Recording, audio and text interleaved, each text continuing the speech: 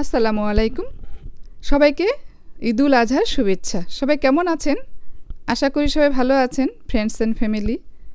আলহামদুলিল্লাহ আমরাও ভালো আছি। সবাইকে স্বাগতম লিপাজ কিচেন অ্যান্ড ব্লগ ইউএসএতে।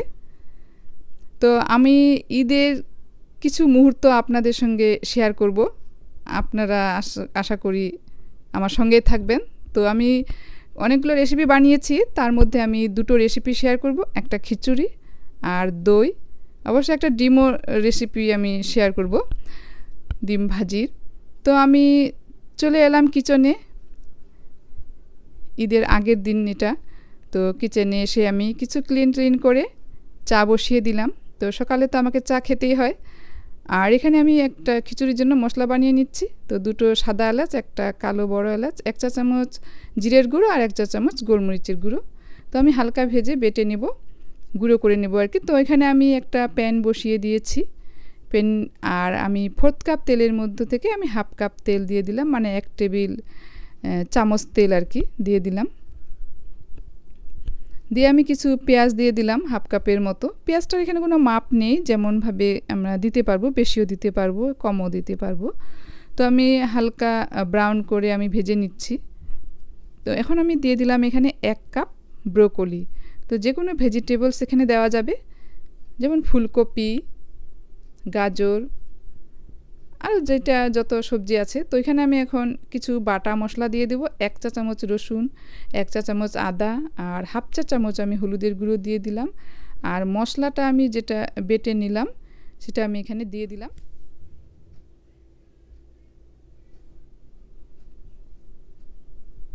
তো দিয়ে আমি ভালো করে নেড়ে চেড়ে এখন আমি এখানে আরও 1 চা চামচ আমি তেল দিয়ে দিলাম। দিয়ে আমি আর একটু ভেজে নিচ্ছি, 1 মিনিটের মতো আমি ভেজে নেব ব্রোকলি সহ। তো এখানে আমি চাল নিয়েছি খিচুড়ির জন্য 2 কাপ, আর মসুর ডাল 1/2 কাপ, মুগ ডাল 1/2 কাপ। তো আমি ভালো করে ধুয়ে আমি এখন এই ব্রোকলির আর মশলার মধ্যে দিয়ে দিলাম। দিয়ে আমি ভালো করে নেড়ে চেড়ে সবগুলো একসঙ্গে এখন ভেজে নেব।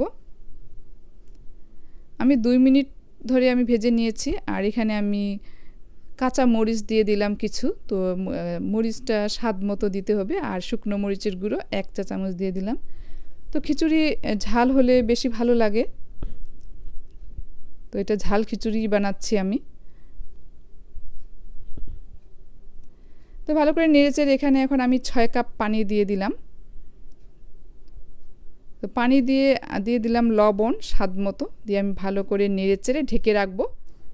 পানিটা ফুটে আসা পর্যন্ত আমি অপেক্ষা করব। তো ফুটে গিয়েছে। তো আমি 5 থেকে 7 মিনিট লাগলো। তো ফুটে গিয়েছে। আমি এখন এটাকে নেড়ে চেড়ে আরও ঢেকে রাখবো।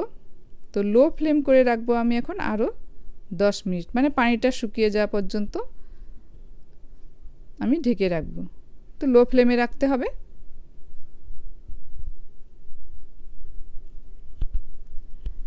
তো খিচুড়ি মজা হবে যদি আমার রেসিপি দেখে আপনারা করেন। তো এখানে আমি 1/2 চা চামচ জিরের গুঁড়ো দিয়েছিলাম অফ ক্যামেরায়। তো দিয়ে আমি এটাকে এখন আমি আরও ভালো করে নেড়েচে এখন আমি এখানে দেব ঘি। এই ঘিটা দিলে হবে কি যে খিচুড়ির স্বাদটাকে দ্বিগুণ বাড়িয়ে দেবে। আর ছোট বড় সবাই পছন্দ করবে খেতে এটা খিচুড়িটা। তো খিচুড়ি সিদ্ধ হয়ে গেছে, একদম পারফেক্টভাবে হয়ে গিয়েছে। তো এখন আমি ডিম ভাজি করব। এখানে আমি একটা বড় টমেটো নিয়েছি, তার মধ্য থেকে আমি হাফ নিয়ে নেব। তো হাফ নিয়ে আমি কেটে নিয়েছি। আর 4 কাপ দিয়েছি পেঁয়াজ আর কাঁচামরিচ কিছু কেটে নিয়েছি। আর আদা পেস্ট 1/2 চা চামচ, রসুন পেস্ট 1/2 চা চামচ, জিরের গুঁড়ো দিয়েছি 1/2 চা চামচ। আর এখানে আমি 3টা ডিম নিয়েছি। তো 3টা ডিম আমি ভেঙে দিয়েছি। এখন আমি লবণ স্বাদ মতো দিয়ে ভালো করে ফেটিয়ে নিয়ে আমি ভেজে নেব। তেল গরম করে ভেজে নেব। তো তেলটা খুব ভালো করে গরম করে নিয়েছি। দিয়ে আমি ডিমটা দিয়ে দিলাম।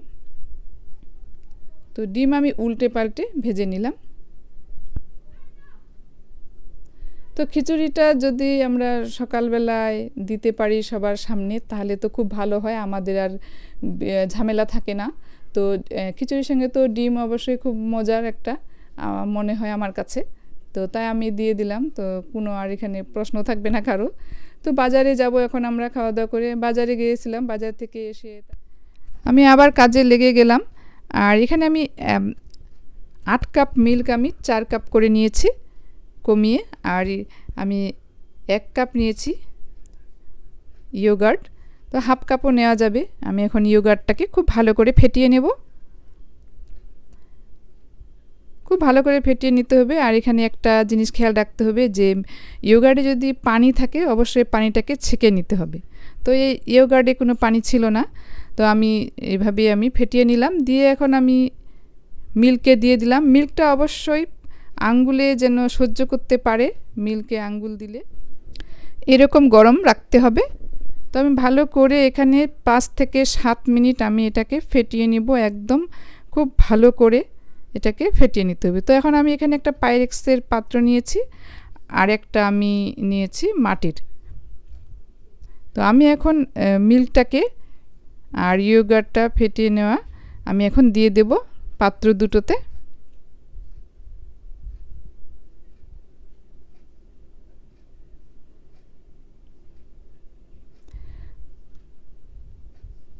অবশ্যই আপনারা আমার রেসিপি ফলো করে একবার ট্রাই করতে পারেন।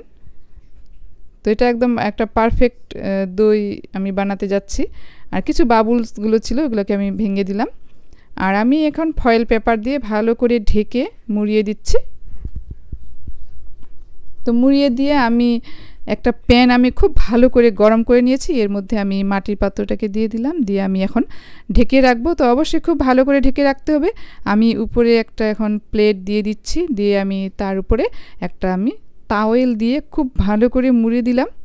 আর আমি সেমভাবে আমি এই পাত্রটাকে গরম করে নিয়েছি, আর আমি পাইরেক্সের বাটিটাকে সেখানে দিয়ে দিলাম, আর আমি দুটো ঢাকনা দিয়ে দিচ্ছি, দিয়ে আমি ভালো করে মুড়িয়ে রাখবো। এভাবে করেই এটাকে ঢেকে দিতে হবে।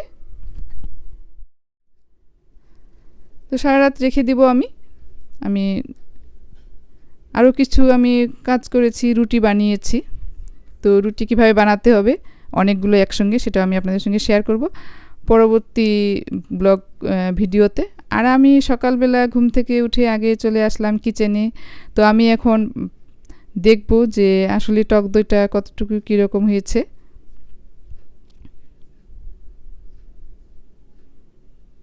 তো একদম পারফেক্ট একটা টক দই হয়েছে, খুবই সুন্দর হয়েছে। দেখুন আপনারা, এত সুন্দর হয়েছে। তো আমি এখন মাটির পাত্রতে বানিয়েছি, সেটাও আমি দেখব কেমন হয়েছে।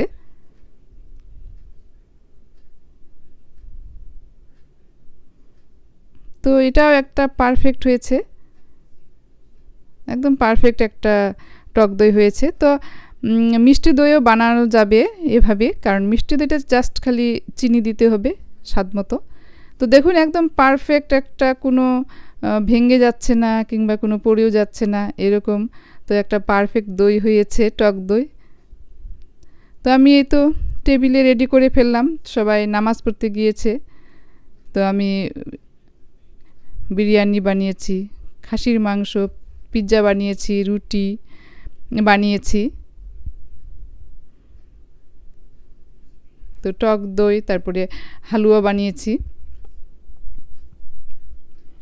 চলে আসলো নামাজ পড়ে। তো আমার মেয়ে ফাদার্স ডে উপলক্ষে একটা কার্ড বানিয়ে তার বাবাকে দিচ্ছে। তো আমরা সালামি পেলাম, সালাম করে তো খেতে বসলো। ঈদের দিন তো আমরা রুটি মাংস খেতে খুব পছন্দ করি, আমি বিশেষ করে পছন্দ করি ঈদুল আজহা মানে কুরবানির দিনে আর কি। তো আমার বাচ্চাগুলো আসলে খাচ্ছে না, জানি না তাদের ঐতিহ্য কী। তো আমাদের তো ঐতিহ্য এটা যে রুটি মাংস খেতে হবে, হালুয়া রুটি এভাবে। তো তারা কেউ পিৎজা খাচ্ছে, কেউ বিরিয়ানি খাচ্ছে। তো ঈদের দিন আমি আমার মেয়েকে হেনা পরিয়ে দিচ্ছি। সে সকাল থেকে ঘুম থেকে উঠে আমাকে বলতেছে যে হেনা পরিয়ে দিতে। আসলে আমি কোনো সময় পাচ্ছিলাম না। তো ঈদের আগের দিন, ঈদের পরের দিন আসলে খুব ব্যস্ত থাকতে হয় ঈদের দিনেও। তো আমি রসমালাই বানিয়েছি।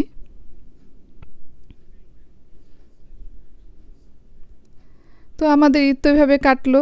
তো ফ্রেন্ডস অ্যান্ড ফ্যামিলি, কেমন লাগলো আমার ভিডিওটা?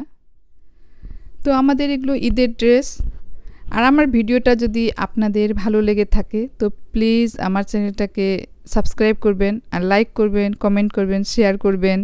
আসসালামু আলাইকুম, আল্লাহ হাফেজ।